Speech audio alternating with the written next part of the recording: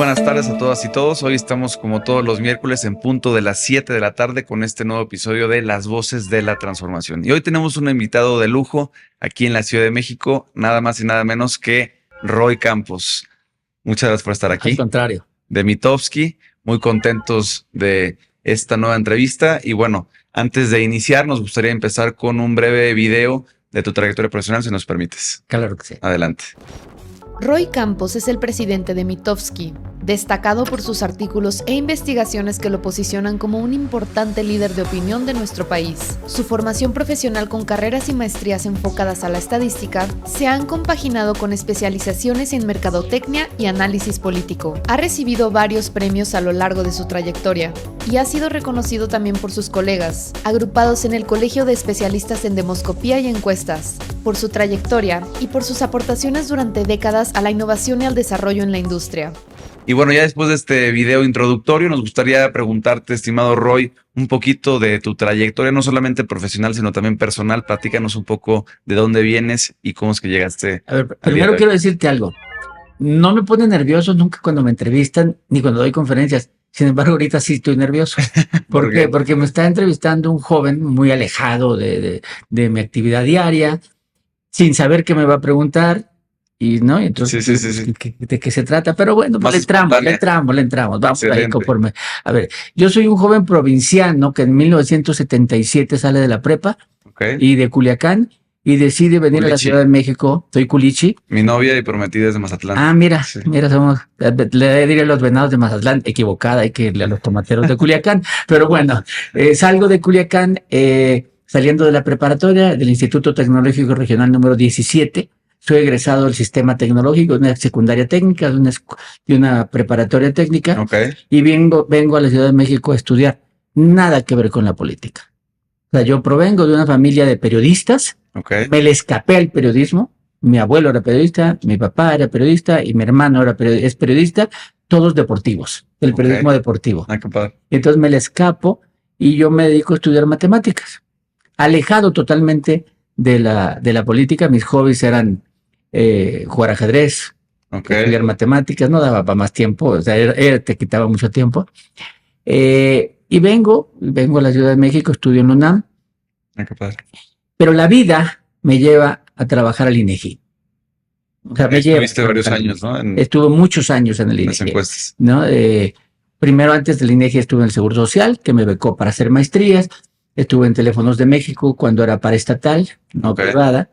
Y luego al INEGI. Primero era en telégrafos, luego al Seguro Social, luego a Teléfonos de México y luego al INEGI. Y el INEGI estuvo muchos años y me fui a vivir a Aguascalientes. Pero yo, ¿de dónde provengo? Provengo de provincia, de un joven que se vino a estudiar a la Ciudad de México y que decidió que la Ciudad de México iba a ser para mí una forma en que no me tragara. La Ciudad de México es un monstruo. Si vienes, te puedes dedicar a todo lo bueno o todo lo malo que hay en la Ciudad de México. O sea, todo lo bueno y todo lo malo. Tú decides con quién te juntas, tú decides lo que haces y tú decides lo que quieres. Y yo decidí estudiar. Y no, pues estudié nomás para decirte qué tan nerd era, porque si era totalmente un matadito.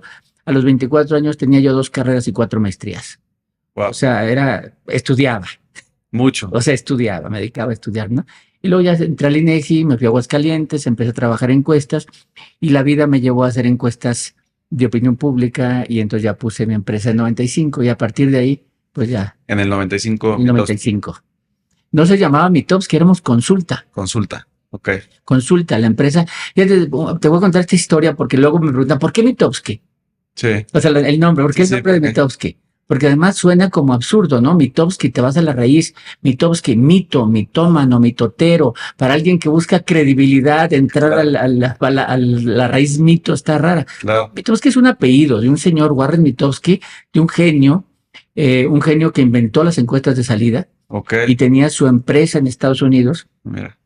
Y entonces, fíjate nada más cómo inventó las encuestas de salida. Esta historia es bonita. Él puso su empresa y hacía encuestas para los cines, para las cadenas de cine. Y entonces a las cadenas de cine, saliendo del cine, les preguntaba a los que fueron al cine, oiga, ¿y qué le pareció el aire acondicionado, el ruido, la comida, el asiento? O sea, la experiencia. Para la experiencia, medía la experiencia de los que asistieron a la sala de cine, para mejorarla para las cadenas de cine. Bien. Y entonces las encuestas electorales empezaron a fallar. Y entonces él pensó, pues ¿para qué les preguntan antes? Pregúntenles después. Es como preguntarle al que va al cine, oiga, ¿qué le va a parecer el ruido? ¿Qué le va a parecer? Pues no. Ya que la vivieron y salieron, ahí saliendo, pregúntales y tienes una estimación. Entonces inventó las exit polls, las encuestas de salida, trasladando la experiencia del cine, de la post-experiencia del cine, trasladándolo a lo electoral. Que son muy certeras. Y ahora, pues ya se generalizaron en el mundo. Eso, de hecho, me da pauta a la siguiente pregunta. Me gustaría que nos explicaras de manera muy breve y de manera lo más coloquial posible cómo funcionan las encuestas durante una campaña electoral y después, que ahorita platicabas un poco, ya el día de la elección. Mira, el problema de las encuestas electorales hoy, podemos hablar de problemas operativos y problemas mediáticos. El problema operativo es, formalmente la mejor forma de hacer encuestas es en vivienda, formalmente. Presencial. Aleatorio. Pero en vivienda, presencial en vivienda. O sea, no presencial en la calle al que va pasando. Formalmente es lo mejor. ¿Por qué? Para que sea una encuesta en vivienda, lo que se llama es tener un marco muestral. Hay 2 marcos muestrales en México, o el de las AGEPs del INEGI o el de las secciones electorales del INE. Son los 2 marcos, es decir, son aquellos en donde toda persona está ubicada en un solo lugar y no en varios lugares. Y que toda persona está ubicada en alguno, o sea, que no puedes estar en 2, pero sí tienes que estar en alguno. O sea, entonces todos están ahí. Es las AGEPs del INEGI o las secciones electorales. Esas son las 2 bases. Esas son las 2 marcos muestrales válidos. Bueno, y entonces lo que se hace en una encuesta en vivienda es agarras todos esos pedacitos de país, o sea, son muchos pedacitos de país, excluyentes e incluyentes, o sea, todo el mundo está incluido en uno y nadie puede estar en más de uno. Y los metes como en una tómbola, sacas, dices, aquí están, no los escoges, los seleccionas aleatoriamente y entonces dices, voy a esta sección. En esa sección hay manzanas. Entonces agarras todas las manzanas y otra selección aleatoria. Aquí voy a estas 2 manzanas. Agarras en esas manzanas, recorres alrededor de la manzana y dices 5 viviendas. 5 viviendas aleatorias. Todo aleatoriamente. Todo aleatoriamente. Esa es la forma correcta. El gran problema que tienen las encuestas en vivienda es que hoy en México no se puede ir a todos lados. O sea, hay secciones que por seguridad, urbanas y rurales, por seguridad es imposible ir. O sea, por tiempos. Por tiempos puedes recurrir, está bien, tardo mucho en ir, pero tardo un día en subir a Batopilas y otro día en bajar a Batopilas. Pero si me dicen, no, en Batopilas estás matando, pues no voy a ir. O sea, el tiempo te lo puedes obviar. No, la seguridad. O aquí en la ciudad, en cualquier ciudad, hay zonas donde dices, aquí no puedes encuestar. Entonces, o en la parte rica, hay lugares en donde si en el edificio hay un conserje o hay un coto con pluma, es muy difícil encuestar. Entonces, uno es que las viviendas también ya tienen una restricción para encuestar, ¿no? Bien. La telefónica, yo nunca le he creído a la telefónica. Cuando había teléfono en vivienda nada más, nunca llegó a 50% la cobertura. O sea, nunca estaba cubierto más del 50%. De entrada. De entrada. Y la telefónica en celulares, pues es muy difícil que la gente esté contestando una encuesta en un celular. Entonces es muy difícil, ¿no? Bien. Y el otro método es el que ahora en el mundo está creciendo, que es el método online. El método online es que tú puedes responder la encuesta cuando tú quieres, donde tú quieras. Lo puedes hacer mientras ves la televisión, mientras comes, estar respondiendo la encuesta. Ese es el que en el mundo entero está creciendo, ya sea vía paneles o vía una selección. Y llamo online porque no es lo mismo que encuestas en Facebook. O sea, en Facebook cualquiera contesta, ¿no? Una encuesta en X, en Twitter, y todo el mundo está contestando y compartes el link para que todos contesten tus amigos, o metes bots, no, tiene que ser una encuesta en línea bien hecha. Entonces, Estadísticamente yo le diría nada más para que entiendan. Una encuesta tiene tres momentos. Cuando la diseñas, hay que diseñar la encuesta, la pregunta, cómo voy a levantar, etcétera. ¿Cuándo levantar? Cuando levantas y cuando procesas. Son 3 momentos importantes. Claves. La primera, que es cuando diseñas, y la tercera, que es cuando procesas, requiere estadística. Claro. O sea, ahí no hay forma de escaparte de ir con profesionales. Claro. Es como, no puedo hacer un diagnóstico si no voy con un servicio médico bueno, y no puedo hacer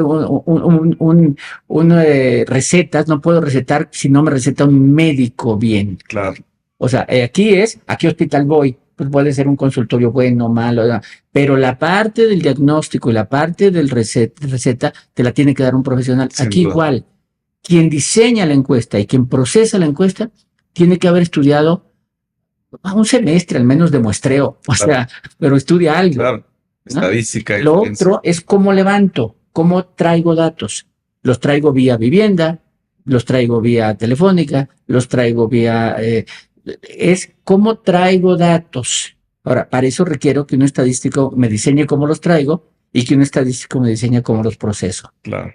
Entonces, cuando preguntan a quién le creen, créanle al que quieran, pero asegúrense de que sepa estadística. Claro. Entonces, y eso también nos da pauta a la siguiente pregunta, que tiene que ver con que tú fuiste de los pocos, si no es que el único, que le atinó a los 9 gobernaturas o las 8 gobernaturas en la jefatura de gobierno en cuanto a quién iba a ganar y más o menos por cuánto, y también en cuanto a la presidencial, ¿no? Entonces, platícanos un poquito cómo fue tu experiencia en este proceso electoral durante la campaña y cómo viviste el día de la elección. Bien, no me quiero decir que fui el único, colegas míos, Rodrigo de las Heras, o no sé, buen día, todos creo que traíamos más o menos el mismo pronóstico. Entre nosotros, cuando nos reunimos casi antes de la elección, unos días, siempre había 3 estados donde teníamos incertidumbre, 3 estados, que eran Yucatán, Guanajuato y Jalisco, eran los 3 de incertidumbre.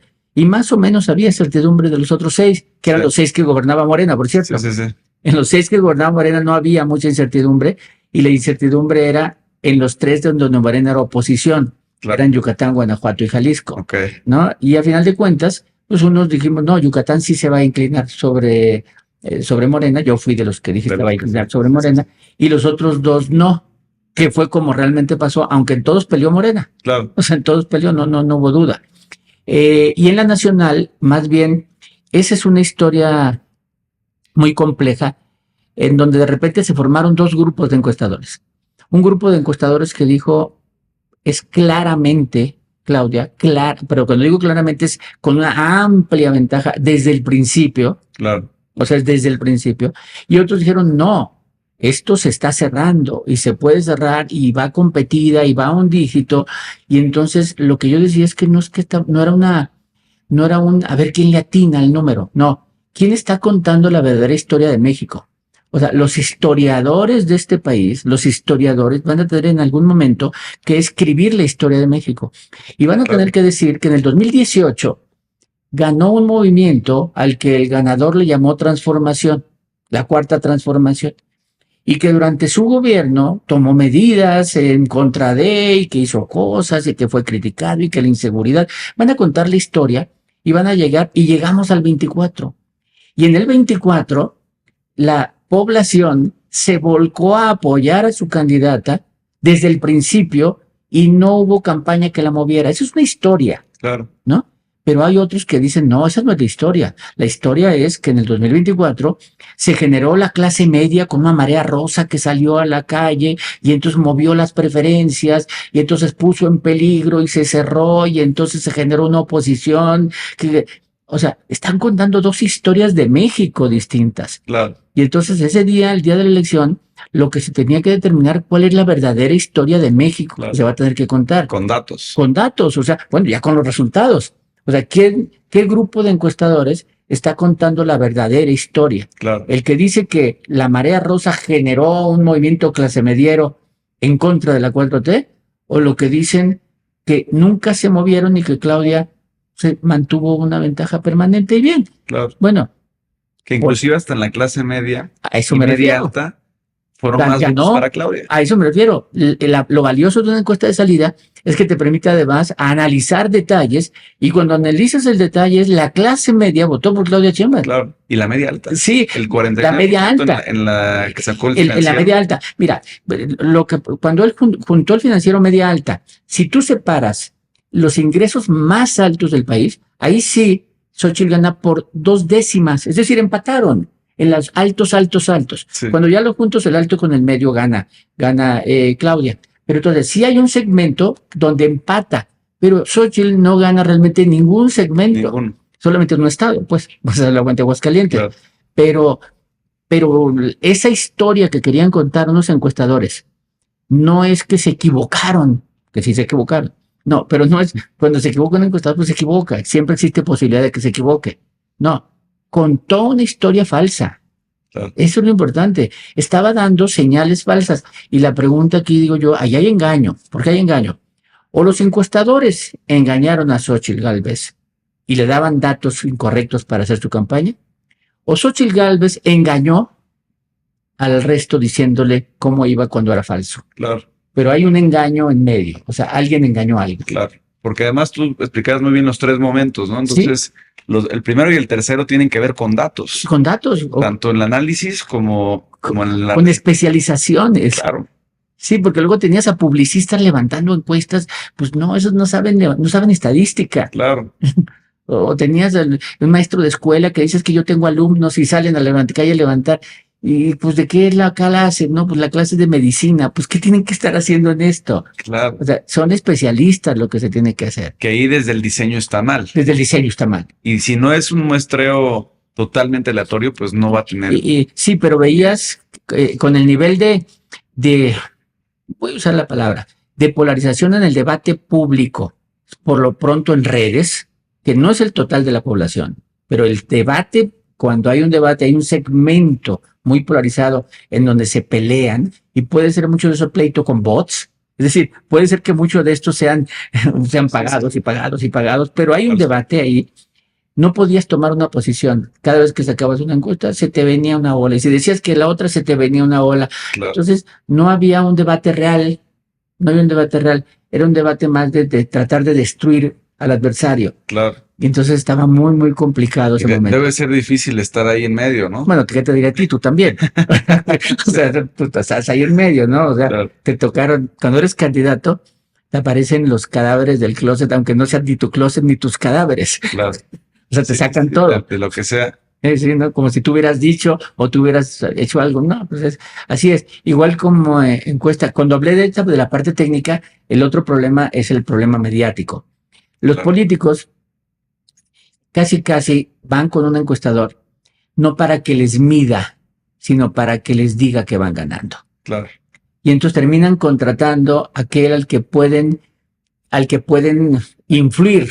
Al que les diga lo que puede influir. Y entonces empiezan con absurdos de regálame el margen de error, es que me conviene, es que con esto ganamos, como si las encuestas de veras movieran a la preferencia. Sí.